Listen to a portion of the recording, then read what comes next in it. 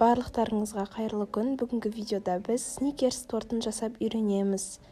Фотоға, видеоға толық түспей қалыпты, бірақ өте әдемі, керемет болып шыққан. Ең бірінші бисквитін жасауға кірісеміз. Ол үшін жұмыртқаларымызды ағы мен сарысынан ажыратып аламыз. Ағуызға сарыуыз мүлдем түспеу керек. Жарты қантымызды ағуызға, жарты қантымызды сарыуызға саламыз. Және жұмыртқаның ағын аппақ көбік болғанға дейін бірінші миксерлеп аламыз.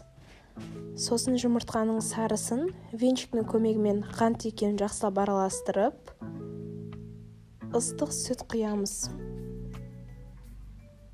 Оны да жақсылап араластырамыз. Сұйық майымызбен қосып араластырамыз. Бір келка масса болған кезінде електен өткізілген ұнымызды саламыз. Сосын какаоны електен өткіземіз. Какао мүлдем түйіршік болмау керек. Біз өте көп қосамыз, сондықтан електен өткізгендеріңіз жөн. Және сосын разрыхитель, яғни қамыр қопсытқышымызды саламыз. Құрғақ массамен жақсылап біріктіреміз. Сосын жаңағы ағуызымызды абайлап көбігін басып алмай, осылай лопатканың көмегімен араластырамыз. Егер сіздерде лопатка болмаса, қасықпен араластырсаңыздар болады, бірақ массамызды басып алмауларыңыз керек.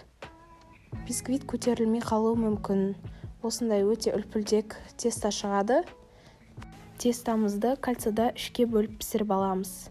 Және ортасына салатын карамель үшін вареный сгущенкаға арахис араластырамыз. Кремін дайындауға кірісеміз. Творожный сырға сахарный пудра саламыз. Және бір келкі масса болғанға дейін жақсылап миксермен шайқаймыз.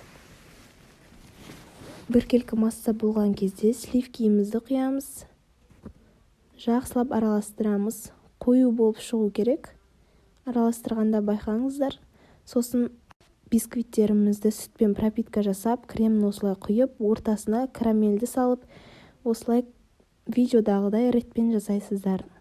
Пропитканы сүтке қант араластырып жасайсыздар.